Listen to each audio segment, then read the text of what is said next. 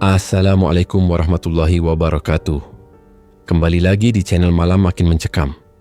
Tahun 2011 di selatan Kabupaten Blitar berdiri sebuah desa terpencil bernama Karangsoka. Dikelilingi hutan lebat alas sentong dan jalur jalan. Rusak penuh tanjakan licin, desa ini seperti ditelan waktu. Hanya satu jalur masuk dan keluar, dan saat malam tiba, tidak ada satupun lampu jalan menyala. Dalam kesunyian desa inilah, sebuah kabar kematian menyimpan sesuatu yang belum rampung. Jagat menatap layar ponselnya yang bergetar untuk kedua kalinya. Nama ayah muncul di layar. Jam menunjukkan pukul 9 malam. Ia baru saja selesai merapikan meja pelanggan di kafe tempatnya bekerja paruh waktu. Ya, jawab Jagat sambil menyandarkan punggung ke dinding dapur. Jagat, pulanglah. Kalau bisa besok lusa. Suara ayahnya terdengar berat. Pelan tapi terdengar seperti menahan sesuatu. Ada apa? Ibu sakit? Bukan. Nanti saja Bapak jelaskan. Pokoknya kamu pulang ya. Tidak usah bawa oleh-oleh. Bapak cuma perlu kamu di rumah. Setelah telepon ditutup, Jagat diam sejenak. Ia menatap kosong ke lantai. Kamu kenapa? Tanya Reno. Temannya sesama pelayan. Bapak minta aku pulang, katanya. Penting. Tapi nadanya aneh, ucap Jagat sambil melepas celemek. Keesokan paginya, ia izin cuti 3 hari. Pemilik kafe tidak keberatan. Ia tahu Jagat jarang ambil libur. Perjalanan ke Karangsoka dari Malang memakan waktu lebih dari 8 jam. Ia naik bus jurusan Trisula, lalu lanjut ojek karena tidak ada kendaraan umum masuk ke desanya. Saat motor melewati tepi alas sentong, Jagat merasa angin yang menyapu wajahnya berbeda. Dingin, menusuk, dan terlalu sunyi. Mas Jagat, benar ini pulang ke Karangsoka? Tanya tukang ojek yang rambutnya sudah penuh uban. Iya pak, kenapa? Enggak, apa-apa, cuma sudah lama enggak ada yang turun di sana. Apalagi malam-malam begini, gumamnya sambil tertawa kecil. Sesampainya di rumah, Jagat turun dari motor dan mengetuk pintu. Tidak ada yang menjawab. Ia dorong pintu pelan. Assalamualaikum. Ruangan depan kosong. TV tidak menyala. Sepatu ayahnya tidak ada di rak. Ia berjalan ke dapur. Tak ada orang. Dari arah kamar, suara pelan terdengar, seperti gerakan kursi. Ibu, pintu kamar terbuka perlahan. Ibunya duduk di pinggir ranjang, memegang kain batik dan menekuknya berulang-ulang. Wajahnya terlihat pucat. Jagat, kamu cepat juga sampainya, suaranya pelan, tanpa senyum. Ayah di mana? Masih di langgar. Sebentar lagi pulang, jawab ibunya tanpa menoleh. Jagat tidak langsung bertanya. Ia tahu ibunya sedang tidak ingin menjelaskan. Ia masuk ke kamarnya, merebahkan diri di kasur tua yang masih berbau kayu kapuk. Menjelang maghrib, suara salam dari luar terdengar. Ayahnya pulang. Mereka makan malam hanya bertiga. Sepi, tidak ada obrolan. Sampai akhirnya, setelah piring-piring dibersihkan, ayahnya duduk bersandar ke kursi dan berkata, Jagat, Bapak tidak kasih tahu kamu lewat telepon. Soalnya kamu di kota, sedang ujian. Takutnya kamu kepikiran. Jagat diam. Ia menunggu. Kamu masih ingat Lintang? Jagat mengangkat alisnya. Lintang Ayu? Ayahnya mengangguk pelan. Dia sudah meninggal, Jagat. Suara kursi seperti berhenti berdetak. Jagat menelan ludahnya. Meninggal? Kapan? 4 hari lalu. Jenazahnya sudah dimakamkan. Jagat tidak menjawab. Ia menggenggam sendok teh yang tadi digunakan. Lintang adalah sahabat kecilnya. Dulu mereka main layangan bareng, cari belut di sawah, bahkan sempat duduk sebangku di SD kelas 5. Mereka mulai berjarak sejak Jagat pindah ke kota untuk sekolah menengah atas. Apa penyebabnya? Katanya sakit lambung. Tapi, ya kamu tahu sendiri, sejak dia dituduh aneh-aneh sama warga, dia memang jadi sering sakit. Ikut tahlilan malam ini ya, lanjut ayahnya. Di rumahnya. Masih malam keempat. Jagat mengangguk. Jam 8. Malam, ia dan ayahnya berjalan kaki menuju rumah duka. Hanya berjarak sekitar 5 rumah dari rumah mereka. Di teras sudah ada kursi-kursi panjang. Beberapa bapak desa duduk sambil membawa surban. Jagat ikut masuk dan duduk di deretan belakang. Suara doa mulai dilantunkan. Lantunan Yasin memenuhi ruangan. Lilin-lilin menyala di sudut-sudut rumah. Bau dupa tipis menguar. Jagat menunduk tapi matanya tak bisa diam. Ia menatap jendela yang mengarah ke teras depan. Di balik kaca, bayangan samar seperti berdiri diam. Ia mencoba mengabaikannya, tapi saat memandang sekali lagi, bentuknya semakin jelas. Sosok tinggi terbungkus kain kafan berdiri tepat di depan jendela. Wajahnya tidak utuh, seperti melepuh. Tapi Jagat mengenal matanya. Mata itu milik Lintang, wajah Lintang menghadap langsung ke ruangan. Tidak bergerak, tidak berkedip, hanya diam. Jagat ingin memalingkan muka, tapi tubuhnya membeku. Ia bahkan tak mampu mengucap satu ayat pun. Seseorang di sebelahnya menyentuh lututnya. "Mas, kenapa?" bisik seorang bapak. Jagat buru-buru menunduk. "Enggak, Pak, kedinginan saja." Ketika ia kembali melirik jendela itu, sosok itu sudah hilang. Tahlilan pun selesai. Satu persatu warga diberi berkat, nasi dan lauk dalam kantong plastik. Jagat menerimanya sambil gemetar. Di luar rumah, angin bertiup lambat, tapi terasa menusuk. Dalam perjalanan pulang, Jagat tak banyak bicara. Ayahnya pun diam. Saat tiba di rumah, Jagat masuk kamar. Langit-langit kamarnya diam saja. Tapi di mata Jagat, retakan halus di sudut plafon, seperti membentuk bayangan kepala. Ia menutup mata rapat-rapat, tapi suara ketukan halus dari luar jendela justru terdengar makin jelas. Ia tidak berani membuka mata, tangannya menggenggam ujung selimut erat-erat seperti anak kecil ketakutan. Ia tidak tahu kapan tepatnya ia tertidur. Pagi harinya, suara gaduh dari luar membangunkannya. Ia mengintip dari jendela kamar. Beberapa warga berdiri di halaman rumah Pak Rebin, tetangga satu gang. Di tengah-tengah mereka, terlihat sosok tua berjubah abu-abu sedang bicara sambil sesekali menunjuk ke arah dalam rumah. "Apa ada yang meninggal lagi?" gumam Jagat sambil mengambil handuk dan mencuci muka secepat mungkin. Ia keluar rumah, menyusul ayahnya yang ternyata sudah berdiri di antara kerumunan. "Ada apa ini, ya?" "Ke rumahnya Mbah Sondho, cepat. Ada ritual. Kamu ikut saja, lihat sendiri." Mereka berjalan kaki menyusuri gang sempit. Rumah Mbah Sondho berada di pinggir desa, dekat ladang tua. Di depan pintunya, para lelaki melepas sandal dan masuk satu persatu. Bau dupa tercium sejak dari luar pagar. Di dalam rumah, suasana sunyi. Lantai rumah digelar tikar pandan tua. Di tengah-tengahnya, seorang gadis muda terbaring. Wajahnya ditutup sebagian, tubuhnya dibungkus kain kafan dari kepala hingga kaki. Di sekelilingnya tersusun mangkuk kecil berisi air kelapa muda, bunga kantil, potongan telur kampung mentah, segenggam nasi kuning, dan bara dupa yang mengepul terus. Jagat berdiri di pinggir ruangan, mencoba mencari posisi duduk yang tidak terlalu dekat. Mbah Sondho duduk bersila di kepala gadis itu. Bibirnya bergerak pelan, menggumam sesuatu dalam bahasa Jawa halus yang tak sepenuhnya dipahami Jagat. "Siapa gadis itu, ya?" bisik Jagat ke ayahnya. "Bukan orang sini," kata Mbah Sondho. "Dia anak temannya, sering dijadikan medium." "Sudah terbiasa," katanya, jawab ayahnya pelan. Jagat menelan ludah, dadanya terasa sesak. Bau dupa makin pekat. Ia tak bisa mengalihkan pandangan dari tubuh yang terbalut kain mori itu. Gadis itu tampak benar-benar seperti jenazah. Tiba-tiba Mbah Sondho menepukkan telapak tangan 2 kali ke arah dupa. "Arwah Sing belum rampung. Kudung enek dalan, kudu enek lawang," ucapnya lirih. "Sing maringi jalur kudu ngerti siapa Sing." Ditinggal. Jagat tidak mengerti sepenuhnya, tapi hawa ruangan mendadak terasa berat, seperti tidak cukup oksigen. Ia menunduk, memejamkan mata. Ponselnya bergetar. Ia membuka mata dan buru-buru merogoh saku celana. Layar menampilkan nomor tak dikenal. Ia ragu mengangkatnya, tapi rasa penasaran lebih kuat. "Halo?" Sunyi. "Halo, siapa ini?" Suaranya pelan, tapi jelas. Laki-laki, nadanya seperti menahan. "Tawa, perempuan jalangmu sudah mati." Jagat langsung berdiri. Ayahnya menoleh. "Kamu lihat saja. Giliranmu sebentar lagi." Sambungan terputus. Jagat menatap layar ponsel. Sinyal penuh, tapi nomor itu tidak bisa dihubungi kembali. "Kenapa kamu, Jagat?" tanya ayahnya. "Enggak, Pak. Cuma ada telepon iseng." Ia tidak ingin bicara lebih jauh. Tubuhnya dingin, pelipisnya basah. Ia berbalik, hendak kembali duduk. Tapi ruang tengah itu sekarang kosong. "Pak, tadi di sini ada orang banyak, kan?" Ayahnya tidak menjawab. Jagat memutar tubuh.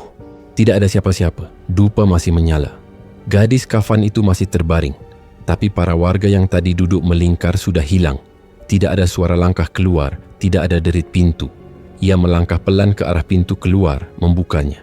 Halaman luar pun kosong. Tidak ada kerumunan. Bahkan sandal-sandal warga yang tadi berserakan kini sudah lenyap. Jagat melangkah masuk kembali. Kakinya gemetar. Mbah Sondho masih duduk di tempat semula, menunduk, seolah tak terganggu. "Jagat, duduklah," Ucap Mbah Sondo lirih tapi tajam. Jagat mendekat pelan. Siapa yang nelpon kamu barusan? Tanya Mbah Sondo tanpa melihat wajahnya. Saya tidak tahu. Tapi dia bicara tentang Lintang, katanya. Lintang sudah mati. Dan giliran saya sebentar lagi. Mbah Sondo mengangguk kecil. Ia menarik napas panjang. Kalau yang bicara bukan dari dunia ini, nomor berapapun kamu simpan tidak akan bisa kamu lacak. Mereka tidak perlu sinyal, Jagat. Jagat hanya terdiam. Ia menunduk. Matanya mengarah ke kaki gadis kafan itu. Kita sedang membuka pintu, lanjut Mbah Sondo. Kadang yang masuk bukan cuma yang kita panggil. Kenapa Lintang dipanggil kembali, Bah? Mbah Sondo mengangkat kepalanya. Wajahnya keriput, matanya merah karena asap. Karena dia mati dalam marah. Karena dia dikurung sumpah. Karena kamu melihat matanya tadi malam. Jagat terdiam. Tubuhnya menegang. Lintang belum rampung, kata Mbah Sondo. Dan kamu ada di salah satu simpul yang dia tinggalkan. Jagat ingin bertanya lebih jauh. Tapi suara gadis kafan itu mendengus pelan. Lehernya bergerak ke kiri sedikit. Tangannya terangkat pelan lalu jatuh kembali. Dupa mendadak padam. Mbah Sondo berdiri. Ia menutupi tubuh gadis itu dengan kain tambahan. Sudah cukup untuk pagi ini, katanya. Jagat masih duduk di tempatnya. Ruangan itu kembali sunyi, tidak ada angin, tapi hawa dingin tetap menempel. Lintang tidak akan muncul kalau tidak ada yang membuka, ucap Mbah Sondo pelan sambil membereskan mangkuk sesajen. Jagat bangkit. Ia melangkah keluar rumah. Jagat membuka pintu rumah pelan. Suara engselnya berderit pelan, dan aroma kayu tua langsung menyambut hidungnya. Rumah itu terasa lebih sunyi dari biasanya. Ayahnya menyusul dari belakang, meletakkan sandal di rak dan langsung masuk ke kamar. Jagat, makan dulu, suara ibu terdengar dari dapur, pelan seperti biasa. Belum lapar, Bu, jawab Jagat cepat. Ia langsung masuk ke kamar, duduk di ranjang dan menatap lantai lama sekali. Kata-kata Mbah Sondo terus berputar di kepalanya. Lintang belum rampung, kamu ada di simpul yang dia tinggalkan. Jagat memandangi ponselnya. Nomor tak dikenal yang menelepon kemarin tidak tercatat. Ia coba cari lagi di riwayat panggilan, tapi sudah hilang. Ia mendesah dan merebahkan diri. Ditatapnya langit-langit rumah yang tadi malam menampilkan retakan menyerupai bayangan kepala. Sekarang tidak ada apa-apa. Malam menjelang cepat. Lampu ruang tengah dinyalakan, tapi kamar Jagat sengaja tetap redup. Ia duduk bersila di atas kasur, mencoba membaca satu lembar koran bekas yang diselipkan dalam tasnya. Tapi pikirannya tak bisa tenang. Jam menunjukkan hampir pukul 10 malam. Jagat mematikan lampu kamarnya dan mencoba tidur. Tapi baru saja ia memejamkan mata, bau aneh muncul. Seperti bau got bercampur tanah basah dan bau amis darah lama. Ia membuka mata cepat. Kamarnya gelap, hanya cahaya dari celah jendela yang menyorot dinding. Di pojok langit-langit ada sesuatu yang menggantung. Ia menyipitkan mata, semacam kain. Kain putih panjang yang berayun pelan seperti terhembus angin. Padahal kamarnya tertutup rapat. Jagat duduk perlahan. Nafasnya mulai sesak. Ia mendengar suara dari balik pintu kamar mandi yang bersebelahan dengan jendela. Isakan pelan. Suara orang menangis. Aku ingin pulang. Jagat langsung berdiri. Ia ingin berteriak tapi tenggorokannya tercekat. Kakinya terasa lumpuh. Bau itu makin pekat. Tangannya meraba saklar lampu tapi tak ada cahaya menyala. Listriknya padam. Aku kedinginan. Suara itu seperti berada di bawah kasurnya sekarang. Jagat menarik nafas dan melompat ke arah pintu, membukanya dengan tenaga penuh, berlari ke ruang tengah dan menyalakan lampu utama. Cahaya memenuhi ruang, nafasnya memburu. Ia menoleh ke belakang. Kamarnya tampak biasa saja, tapi bau itu masih menempel di hidungnya. Jagat, astagfirullah. Kenapa? Teriak ibunya yang baru keluar dari kamar. Ada suara, Bu, di kamar. Kayak suara cewek nangis. Ucap Jagat gemetarin. Ibunya memandang kamar Jagat. Ia tidak berkata apa-apa. Tapi air mukanya berubah, seperti orang yang baru diingatkan sesuatu yang ingin dilupakan. Jagat, kamu mandi dulu, biar segar. Ibu bikinkan teh hangat, ucapnya sambil menarik napas panjang. Jagat menurut. Ia mandi cepat, lalu kembali ke ruang tengah. Segelas teh panas sudah tersedia di meja. Ibunya duduk di depannya. Diam, menunduk. Bu, kata Jagat lirih. Ibu tahu kan? Ini bukan cuma suara. Ibunya tidak langsung menjawab. Tapi akhirnya ia berkata, Lintang bukan cuma meninggal karena sakit. Jagat mendongak, matanya mengunci ke arah ibunya.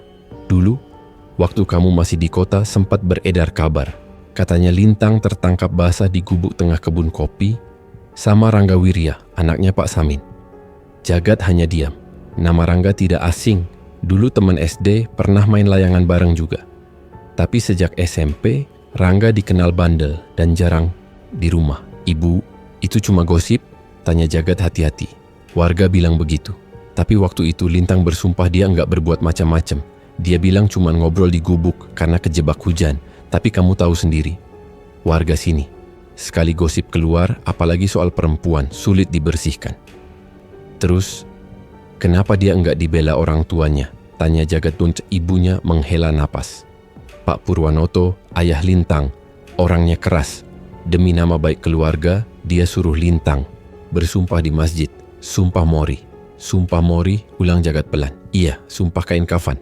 Dibungkus Mori, dibacakan doa di depan warga. Lintang bilang dia enggak bersalah, enggak hamil, enggak zina. Tapi setelah itu dia jatuh sakit. Badannya luka-luka, kulitnya seperti terbakar dari dalam. Jagat menghela napas berat. Terus, Bu, Lintang hamil beneran. Ibunya memejamkan mata sebentar. Beberapa bulan setelah itu, Lintang dirawat di puskesmas. Perutnya bengkak. Dokter curiga ada janin, tapi sudah tidak berkembang. Waktu meninggal, kata dokter, janinnya belum bernyawa, masih berupa jaringan. Jagat mengusap wajah. Tubuhnya lemas. Warga tahu? Tahu. Tapi bukan simpati yang datang. Justru mereka bilang, itu hukuman karena berani bersumpah palsu di rumah Tuhan. Ibunya terdiam lama. Lintang jadi bahan gunjingan sampai detik terakhir. Bahkan waktu dimakamkan pun, beberapa ibu-ibu masih membicarakan rambutnya yang rontok, tubuhnya yang bau busuk.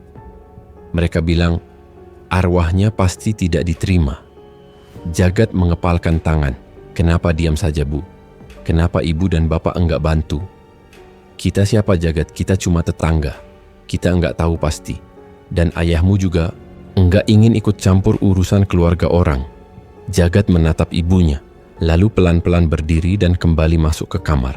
Lampu kuning menyala temaram dari bohlam gantung yang sudah buram di langit-langit. Jagat duduk diam, matanya menatap lantai kamar yang masih menyisakan bekas lumpur. Bau tanah basah belum hilang sepenuhnya, meski tadi pagi sudah ia pel dan siram pewangi.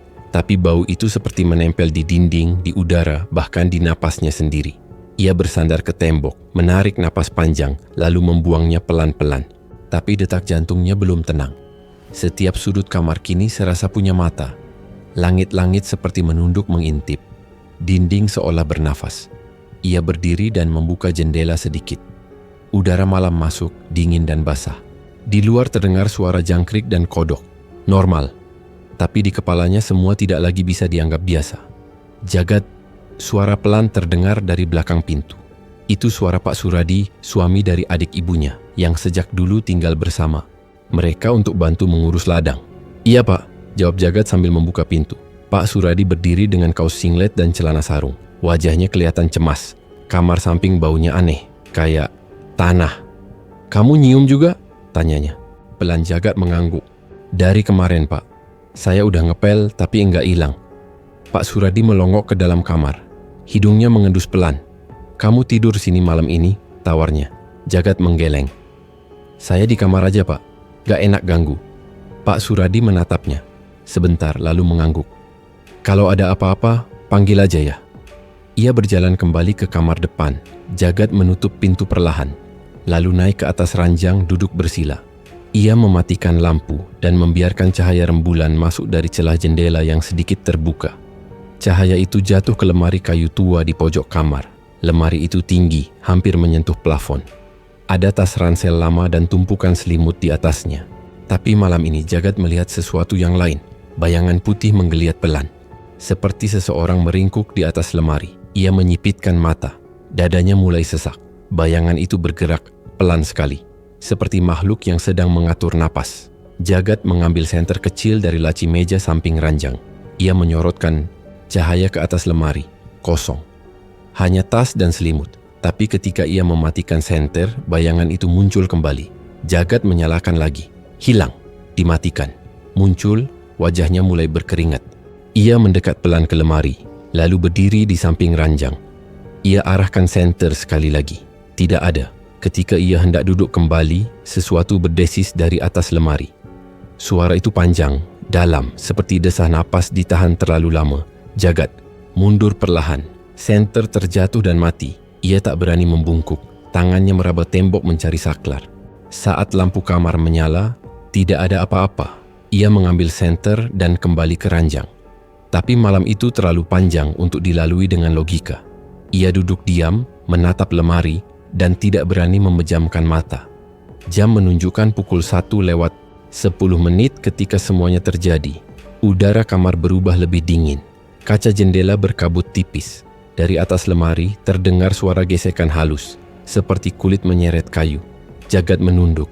Ia memejamkan mata, membaca pelan ayat kursi dalam hati. Tapi saat ia membuka mata lagi, sosok itu sudah tak di atas lemari, melainkan di sampingnya. Berbaring di sebelah kanan ranjang, Jagat mematung. Tubuhnya kaku. Ia hanya menoleh sedikit dan melihat kain mori kotor robek di bagian dada. Wajah itu, wajah Lintang, tapi lebih hancur dari yang ia ingat. Kulitnya hitam keunguan, mata kirinya hilang, hanya lubang kosong menganga. Aku tak pantas mati seperti ini, bisik Lintang sambil menatap ke langit-langit. Suaranya lirih tapi menggema di kepala Jagat. Aku hanya ingin bicara. Tangannya yang dingin menyentuh punggung Jagat. Ia tidak bisa bergerak, napasnya tercekat. Dunia seperti membeku. Lintang tidak berteriak, tidak mencekik. Ia hanya menangis. Air matanya mengalir seperti darah encer dan terus membasahi kain kafannya sendiri. Aku nggak bohong, Jagat. Tangisan itu terus terdengar, bahkan setelah sosok itu menghilang pelan-pelan, seperti menguap dalam kabut. Ketika semuanya lenyap, Jagat duduk di ranjang sambil memeluk lutut. Tubuhnya gemetar. Ia menyalakan lampu dan mendapati bercak tanah basah di spray. Ada jejak darah di bagian tengah, berbentuk seperti tangan kecil yang sempat menopang tubuh. Jagat berdiri pelan. Matanya tidak lepas dari bercak itu. Ujung spray ditarik, tapi noda tidak ikut terangkat, sudah meresap. Ia buka seluruh alas kasur, gulung, dan bawa keluar kamar. Langkah kakinya pelan, seolah takut suara sandal bisa membangunkan sesuatu. Di luar kamar, suasana rumah gelap. Jam dinding menunjukkan pukul 2:10. Ia berjalan ke dapur dan mencuci tangannya di bak keramik. Air keran dingin, tapi darah di jari masih lengket. Entah betul darah, entah bukan. Tapi warnanya merah gelap dan berbau besi tua. Lampu dapur ia nyalakan hanya seperempat. Cukup untuk melihat, tidak cukup untuk menenangkan. Jagat, suara pelan dari balik pintu belakang. Suara perempuan, bukan ibunya, lebih tua, tersendat. Tangannya refleks berhenti mengucek kain. Ia membuka pintu pelan. Di luar berdiri seorang perempuan dengan daster kusam dan kerudung lusuh. Wajahnya tirus, matanya sembab. "Bu Jirah?" Jagat ragu menyebut. Perempuan itu mengangguk. "Kamu Jagat kan?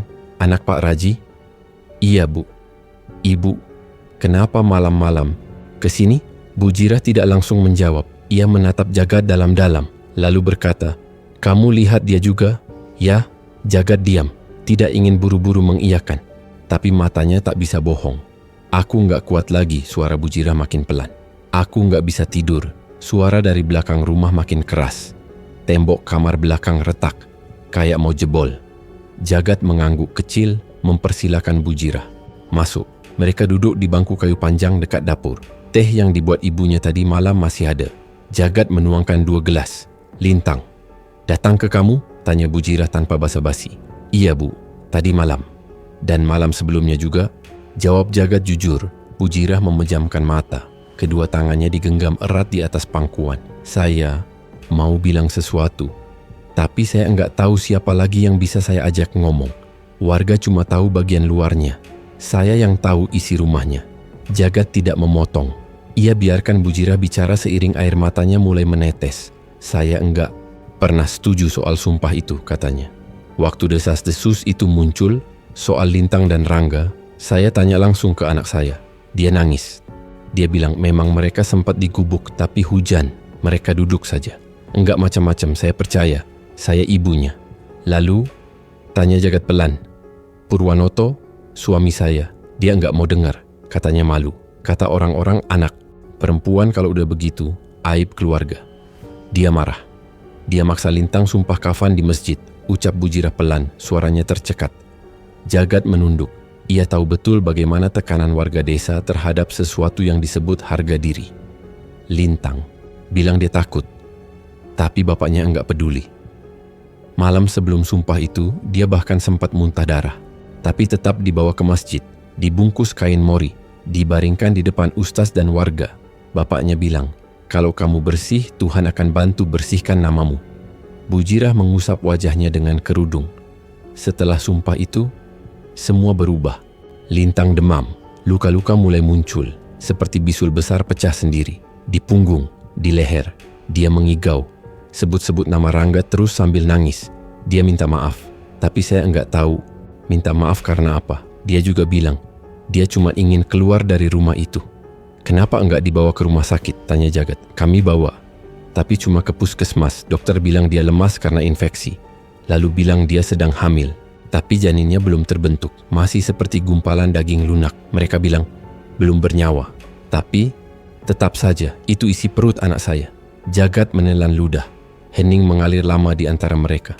1 minggu setelah sumpah, Lintang meninggal. Diranjang, dalam tidur.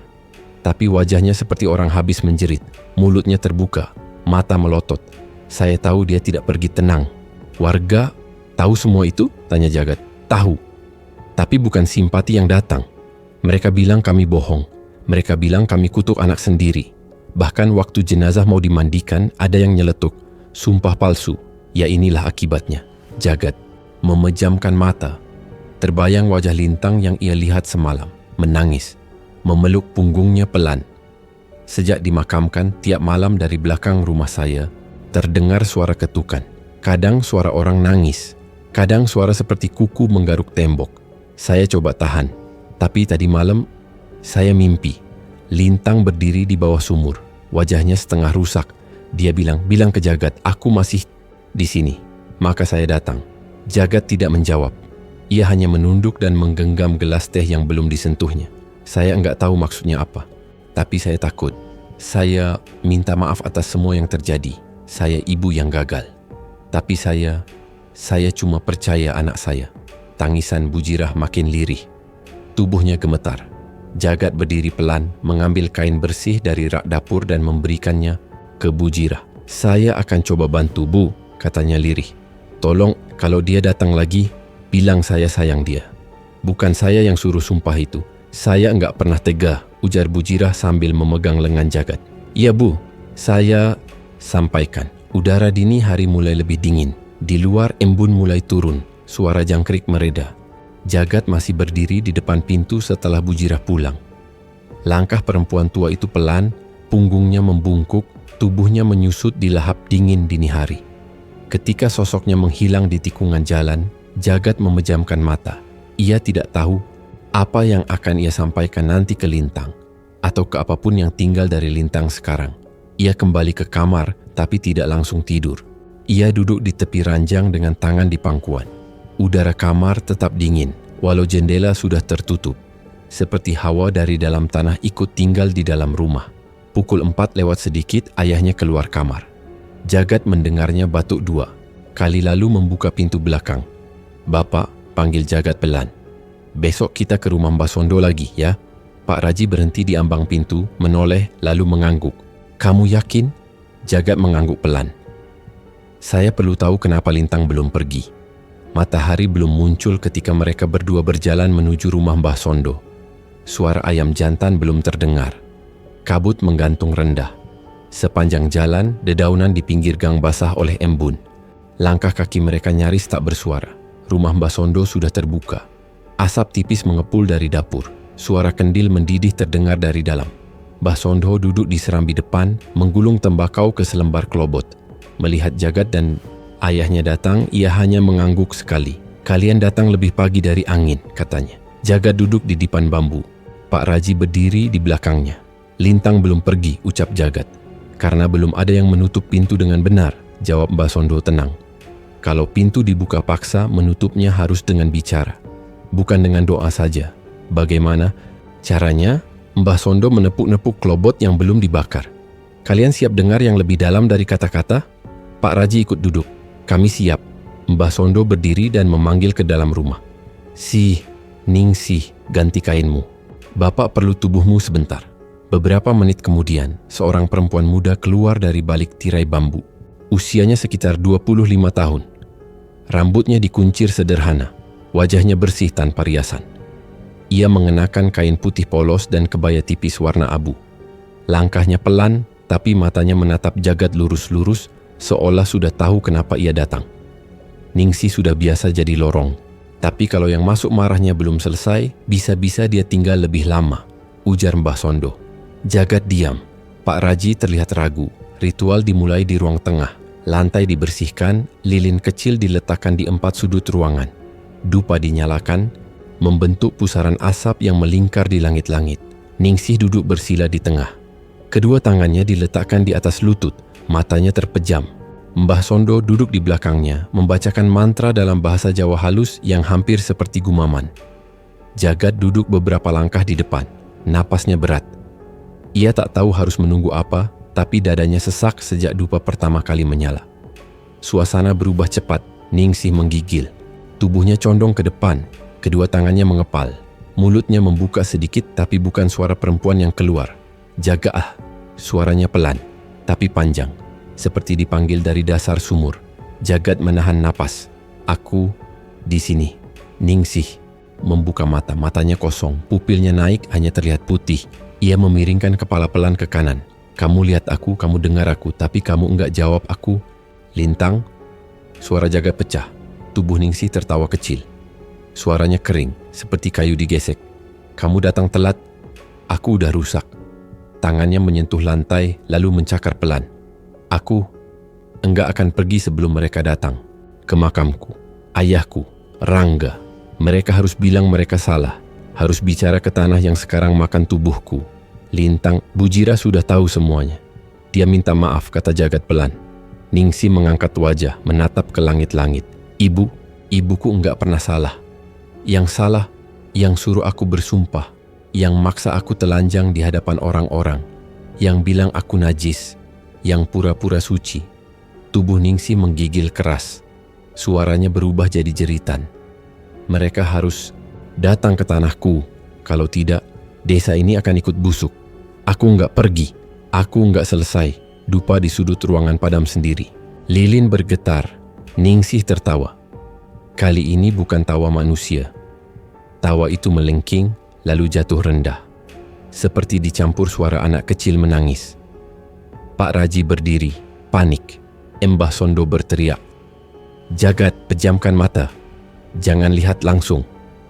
Jagat menutup mata cepat, tapi suara Ningsih atau siapapun yang ada di dalam tubuhnya masih terus tertawa. Kemudian semuanya hening. Jagat membuka mata perlahan.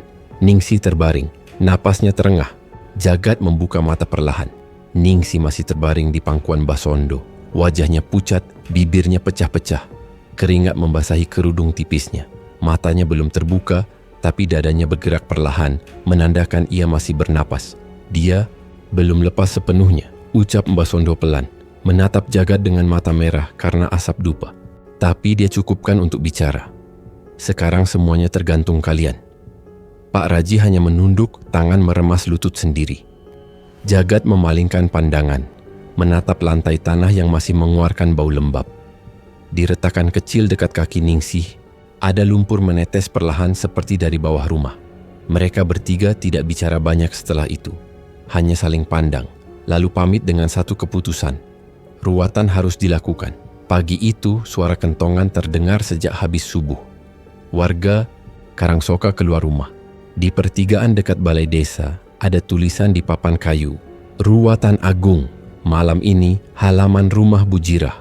Jagat ikut membantu dari pagi. Ia mengangkut tikar, memasang lampion bambu, dan menyusun meja kecil untuk tempat tumpeng. Ibu-ibu mulai menanak nasi kuning dalam dandang besar, anak-anak memetik bunga kamboja dan melati dari halaman. Bau masakan dan kemenyan mulai bercampur di udara. Pak Raji duduk di bawah pohon kelapa, memandang persiapan dengan diam. Sesekali ia menarik napas panjang, seolah menimbang sesuatu. Menjelang sore, tumpeng utama mulai dibentuk, tingginya hampir sepinggang orang dewasa. Di sekelilingnya diletakkan lauk pauk, buah-buahan dan jajanan pasar. Semua hasil sumbangan warga. Tidak ada satupun yang menolak ikut. Wayang kecil dipasang di sisi timur halaman, digelar dengan kelir dari kain putih dan lampu Petromax. Dalangnya adalah Pak Gendon, seniman desa yang sudah lama pensiun tapi dipanggil khusus malam itu. Langit mulai merah. Suara gamelan dari speaker tua berbunyi lirih. Warga berdatangan satu persatu membawa alas duduk sendiri. Di antara kerumunan, Jagat mencari 2 orang yang belum datang. "Pak Purwanoto datang gak ya, Mas?" Bisik seorang pemuda dari balik tikar. "Belum tahu, tapi tadi siang ada yang lihat dia lewat dekat sawah," jawab yang lain.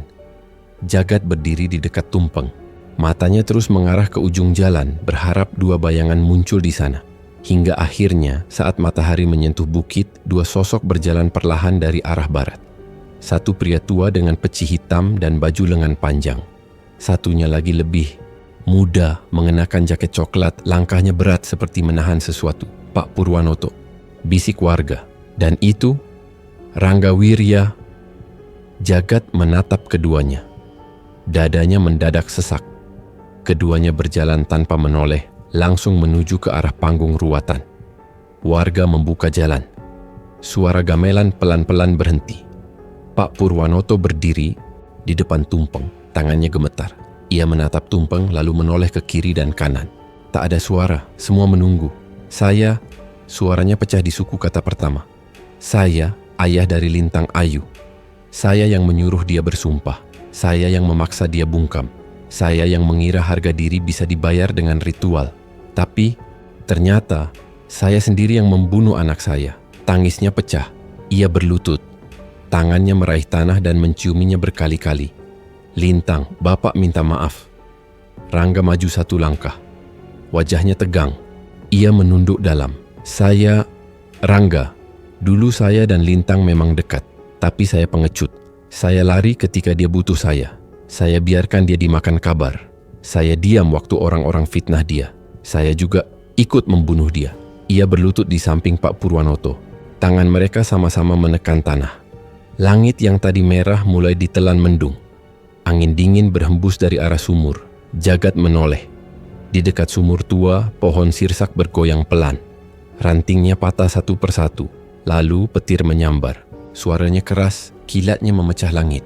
Semua warga terdiam. Hujan turun tiba-tiba. Deras. Tapi tak satu pun orang lari. Jagat berdiri diam. Kepalanya menunduk, air hujan menetes di wajahnya. Tapi di selarinai itu, ia merasa seperti mendengar suara. Suara tawa kecil, tawa anak perempuan, ringan, dekat. Ia menoleh ke arah sumur. Pohon sirsak di sampingnya retak, separuh batangnya tersambar petir. Tapi tidak ada api, hanya bekas luka gosong di kulit kayunya. Bujirah berjalan perlahan membawa payung. Ia memayungi Pak Purwanoto dan Rangga yang masih berlutut. Tangan kirinya menyentuh bahu suaminya. Tak ada kata, hanya air mata. Embah Sondo berdiri di depan warga. Suaranya lantang, namun tetap pelan. "Sudah cukup. Ruatan selesai. Semoga malam ini yang belum tenang menemukan jalannya." Warga mulai bubar. Jagat masih berdiri di tempatnya. Jagat tidak langsung bergerak. Hujan terus jatuh, meresap ke pori-pori tanah dan kain bajunya. Tumpeng sudah diturunkan, wayang dibungkus, dan Petromax dimatikan satu persatu.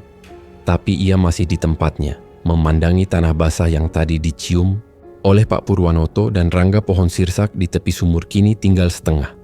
Bekas petir masih membekas hitam di batangnya. Tapi malam itu tidak lagi menakutkan. Tidak ada suara tangisan. Tidak ada bayangan putih di sela-sela rumah. Hanya sisa hujan dan bau tanah yang murni. "Ikut pulang, Jagat?" Suara Pak Raji terdengar dari balik kerumunan terakhir warga. Jagat mengangguk pelan, lalu menyusul ayahnya. Mereka berjalan kaki pelan, seperti tidak ingin mengganggu kesunyian yang akhirnya hadir. Di sepanjang jalan pulang, tidak satu pun anjing menggonggong. Rumah-rumah sunyi. Tak ada keluhan dari dinding kayu yang biasanya berderit tertiup angin malam. Sesampainya di rumah, Jagat langsung membersihkan tubuh, lalu merebah di kamar. Kasurnya sudah diganti. Spray baru. Tidak ada bekas tanah, tidak ada bekas darah. Tapi aroma tipis bunga kantil masih tercium, samar tapi hangat. Ia memejamkan mata. Rasa lelah di sekujur tubuh terasa ringan. Bukan karena tenaganya masih penuh, tapi karena ada sesuatu yang akhirnya melepaskan cengkeraman dari pikirannya.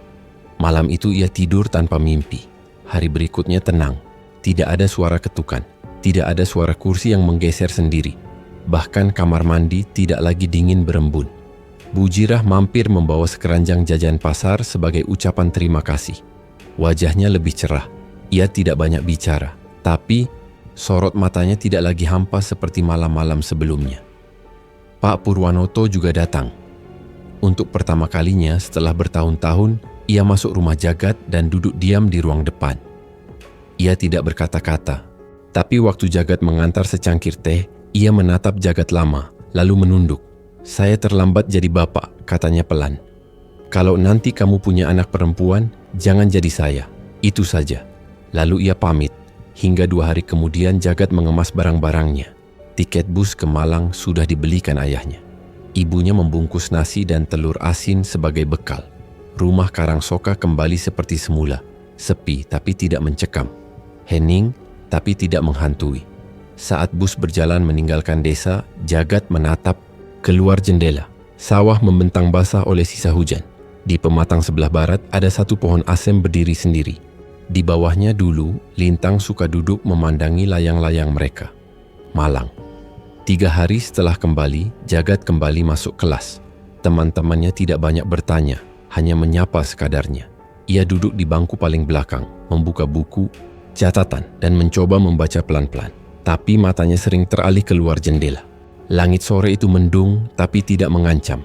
Malam harinya, Jagat tertidur lebih cepat dari biasanya. Tubuhnya terasa ringan. Tidak ada gelisah, tidak ada desiran aneh. Sekitar pukul 1 malam ia bermimpi.